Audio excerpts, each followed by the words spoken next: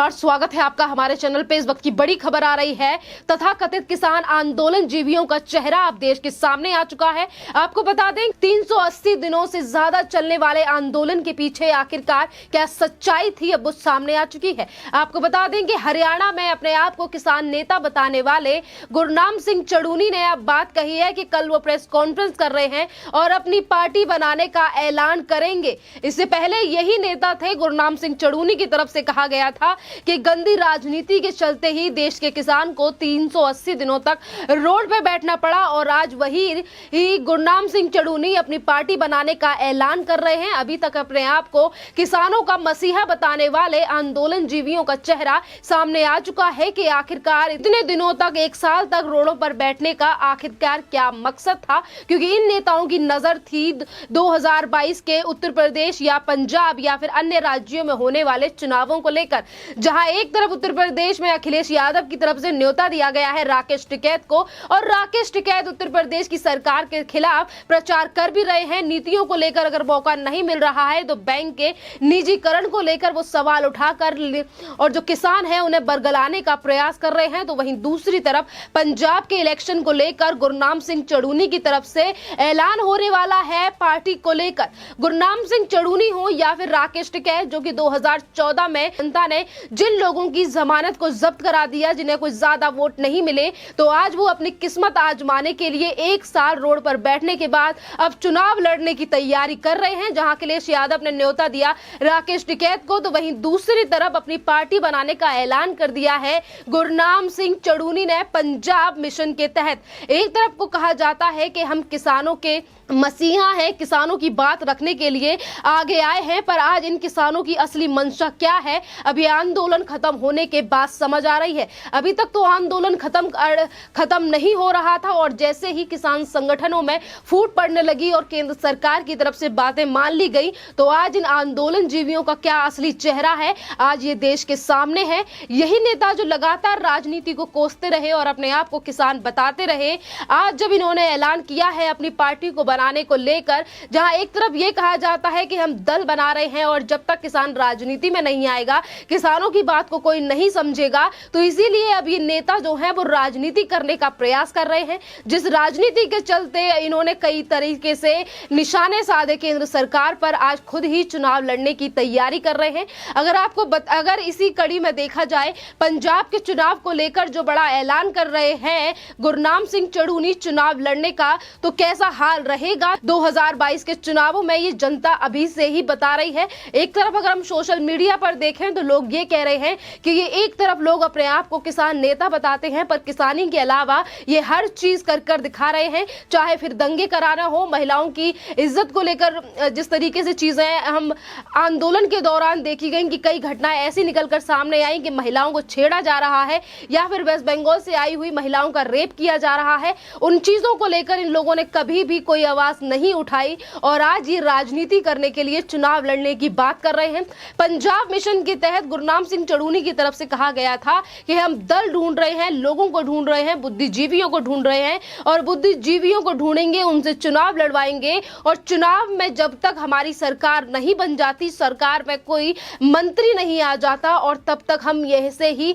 लोगों को ढूंढते रहेंगे, बुद्धिजीवियों को। अब सवाल ये उठता है कि जो किसान नेता अभी तक अपने आप को किसानों के मसीहा बता रहे थे और आज अगर वो पार्टी चुनाव लड़ने का ऐलान कर रहे हैं, पार्टी का कल वो ऐलान प्रेस कॉन्फ्रेंस कर रहे हैं, तो कहां से फंडिंग और कहां से पैसा आएगा, ये बात किसी से छुपी नहीं है। जैसे कि अब ये बात किसी से छुपी नहीं है और इसी को लेकर आज देश की जनता किसान आंदोलन को लेकर इन किसान नेताओं की और आंदोलन जीवियों की फजीहत कर रही है। और गुरनाम सिंह चड़ूनी को लेकर भी ये कहा जा रहा है कि जब एक साल तक विपक्ष की तरफ से लगातार पैसा दिया गया है, तो इस जो पार्टी बनाई जा रही है गुरनाम सिंह चड़ूनी की तरफ से, इसको भी फंडिंग कांग्रेस ही देगी क्या? अब ये लगातार जो सवाल है वो बना हुआ है कांग्रेस को लेकर, क्या कांग्रेस सपोर्ट करेगी गुरनाम सिंह चड़ूनी को या फिर अखिलेश यादव का हाथ थामेंगे राकेश टिकैत? क्योंकि अगर राकेश टिकैत की बात की जाए तो राकेश टिकैत भी जब से आंदोलन खत्म हुआ है, अब किसान नेताओं के पास कोई मुद्दा है नहीं राजनीति करने के लिए, केंद्र सरकार को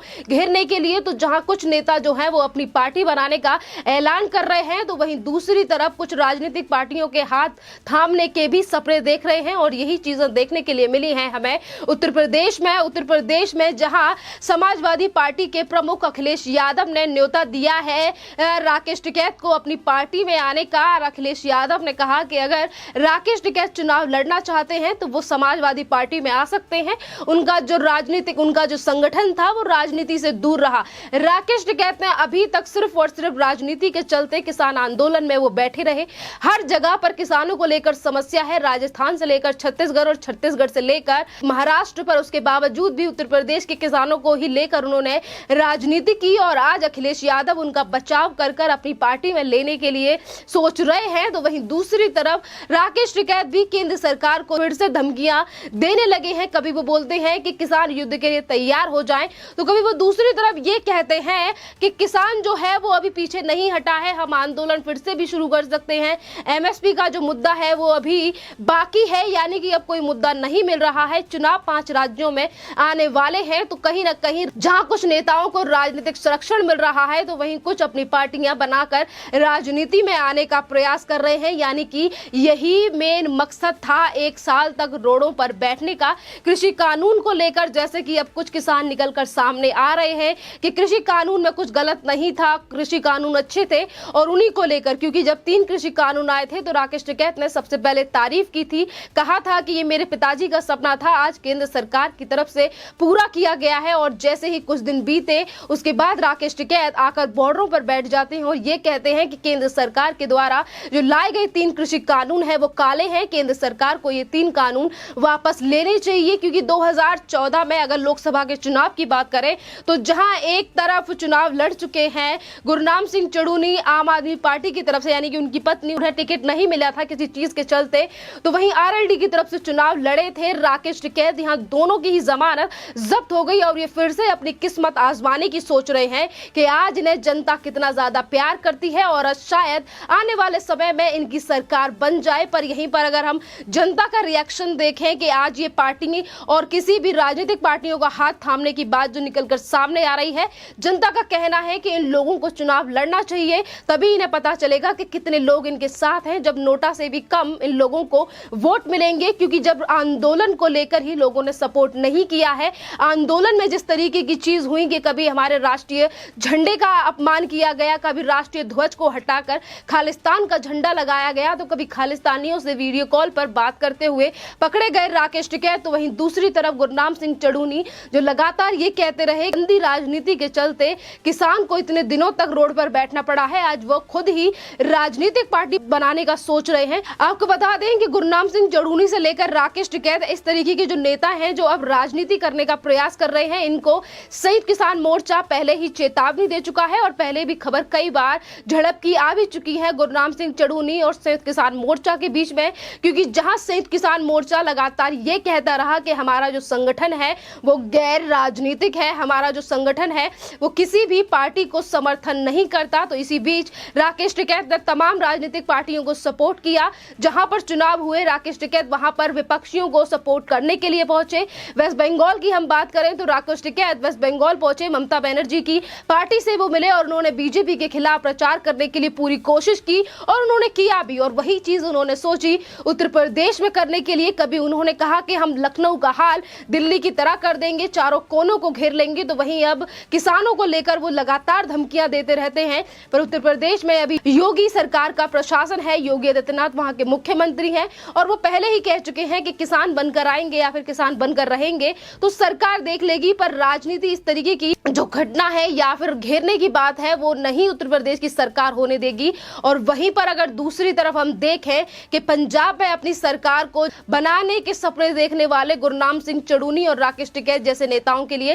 पहले ही चेतावनी मिल चुकी है एसकेएम की तरफ से कि अगर आप किसी राजनीतिक पार्टी में जाना चाहते हैं, राजनीति करना चाहते हैं, तो फिर आप एसकेएम छोड़ दीजिए। यानी कि अब ये बात साफ होती है कि इस आंदोलन में जो बैठे हुए लोग थे उनका मकसद सिर्फ यही था कि कैसे न कैसे कर लोगों को ये विश्वास दिलाकर कि इन्होंने कितनी बड़ी जंग जीती है और इस तरीके से ये चुनावों में प्रवेश करें और अपनी सरकार बनाए। जिन चीजों से आज पर्दा हट चुका है, जहां खालिस्तानियों को सपोर्ट देते हुए लोग मिले हैं और खालिस्तानी मूवमेंट कैसे इस आंदोलन में थी, ये बात पहले ही पंजाब के पूर्व मुख्यमंत्री कैप्टन अमरिंदर बता चुके हैं, जो चीज किसी से छुपी नहीं है। आपको बता दें कि जिस तरीके से विपक्षी पार्टी और कांग्रेस की तरफ से इस आंदोलन आंदोलन में लगातार फंडिंग हुई है और कैसे इसमें खालिस्तान की मूवमेंट भी रही है, वो चीजें निकलकर सामने आ चुकी हैं। और फंडिंग को लेकर राकेश टिकैत के जो कुछ संगठन हैं वो भी खुलासा कर चुके हैं, यानी कि असली चेहरा आज तथाकथित किसानों का सामने है। तो मुश्किल ही है कि चाहे फिर ये किसी पार्टी का हाथ थामे या फिर अपना राजनीतिक संगठन बनाए,